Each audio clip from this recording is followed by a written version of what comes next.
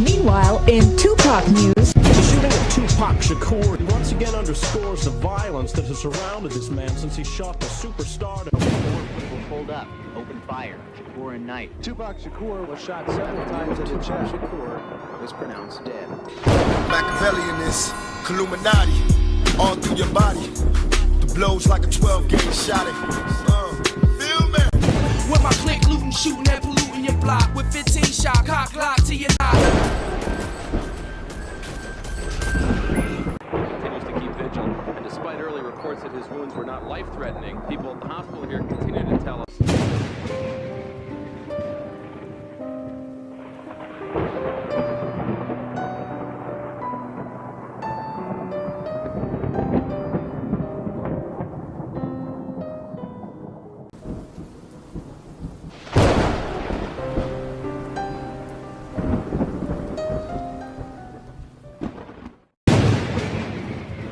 Only Gab can do it like this.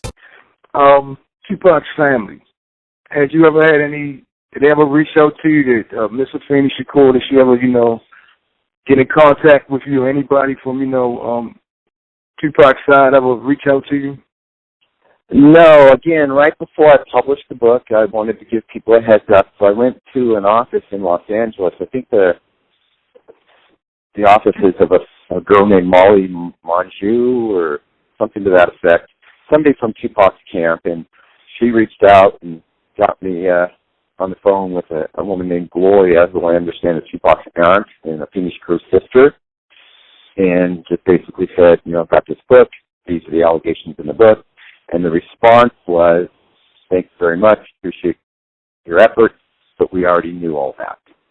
And so my impression from that statement was that nothing I was saying was something that they didn't already either know or believe to be true in regard to Orlando Anderson, TCD, and the Southside Crips killing Tupac.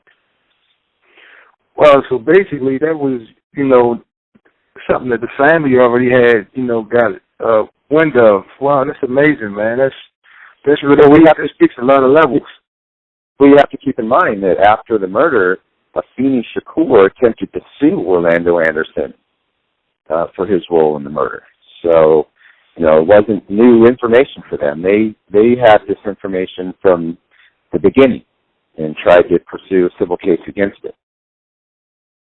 Well, yeah, that's true. That's very factual right there. I remember when she had a civil case, against Orlando. Whatever happened with that? They decided to drop it, or what happened to it? Yeah, Orlando was going to attempt to countersue for defamation. And at the time, there wasn't really enough evidence or details to go in either direction.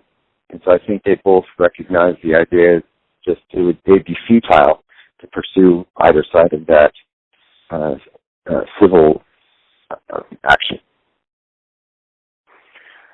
Now, I have to bring this up because, we hear different things. What do you say to the people that want to discredit your murder rap theory and somehow think that Russell Poole had the case figured out before, his untimely death? What do you say to people that still, look at you with some skepticism, but look at Russell like he had all the answers? Well, I think that what happens when you believe in something and you put energy into defending or arguing a particular position, and then something else comes along, you're kind of already invested in a belief, and so therefore it's much more difficult to dissuade you of that belief. And so, and Russell Poole came along long before I did and had put his theory out there, and it was a salacious theory. It's a theory that, captures your imagination. Dirty cops killing Biggie. And, of course, Russell Poole didn't have much of a theory on Tupac. It wasn't something he was actively investigating other than the idea that, maybe these murders were connected. But, his premise about dirty cops killing Biggie, there was some good circumstantial information to support that. And so to be fair to Russell, you have to look at all that. But what happened, what the public didn't get, was all the information that Russell was omitting that refuted his own theories. Now, there was nothing substantial to support these allegations against David Mack, his relationship with Suge, and all of these other details that he built his theory on.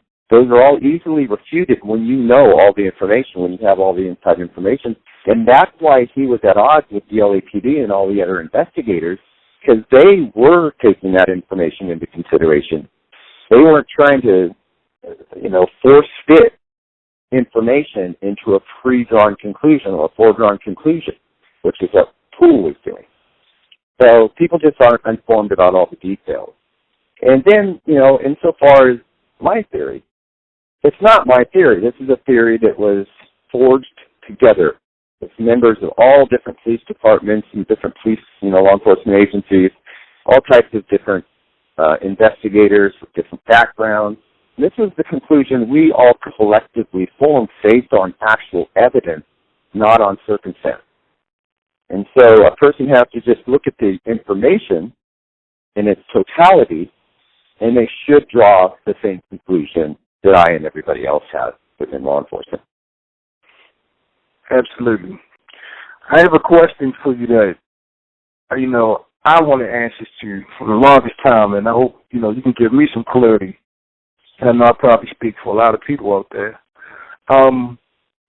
Tupac's friend, some would say half-brother or step-brother, KADAFI, Jafula. My question is, I remember on the news that after the Tupac shooting, it came across the news that one of the members of Tupac's entourage saying that he could identify the shooter. And I remember the footage of him saying, yeah, I know who did it. I'm going to tell too. It was on YouTube a couple years ago. Then we tried to find it. We couldn't find it anywhere. It disappeared off the face of the earth. He'd be standing on the strip. He was outside. Yellow tape was up. He was by the BMWs. What happened with, what Yak was going to tell the Vegas PD? How did the whole thing go awry like that? Okay, so first of all, there was never a statement by him that he could identify the shooter. What he said was that he could identify the driver, which we now know was Terrence Brown. And his description of Terrence Brown was very vague. All he really said in his statement was, well, he had a face like a bitch. So, what do you do with that if you're a police investigator and your witness is saying, yeah, I could identify him again. He had a face like a bitch. This wasn't the shooter, this is the driver. But then Las Vegas PD starts to formulate their initial theory about Orlando Anderson, since he obviously had the motive to do the shooting. So he just got into a fight with Tupac earlier. And so then they say, okay, we're going to put these photographic lineups together, which we call six-packs, and we're going to show Yapu Fula, the people that we suspect may be involved, and see if he can pick anybody out like he says he thinks he can. And so when they got a hold of him and said, listen, we'd like you to come down, look at some pictures, see if you can identify anybody, he then refuses to cooperate any further at that point on the advice of death row attorneys. The death row attorneys had warned him, listen, we're no longer going to, actively help in this investigation. Everybody keep your mouths shut. And at that point, Las Vegas could force him to come in. And so he never saw the photograph. In those photographs would have been Orlando Anderson and potentially Terrence Brown and TCD. And that when he decides not to come forward any further, because death row attorneys know that they don't want the cops getting into the minutia of what's going on between these camps, because one thing's going to lead to another. Their hands are kind of tied. And then, of course, Fula gets killed sometime later. But I don't even think it was, 2 months later or something like that? Yeah, so I think Orangewood, New Jersey or something like that, Orange, New Jersey, and some unrelated drug situation from which other people were arrested, convicted, and punished for. With my mentality of war, dead bodies inside us, give it to you raw.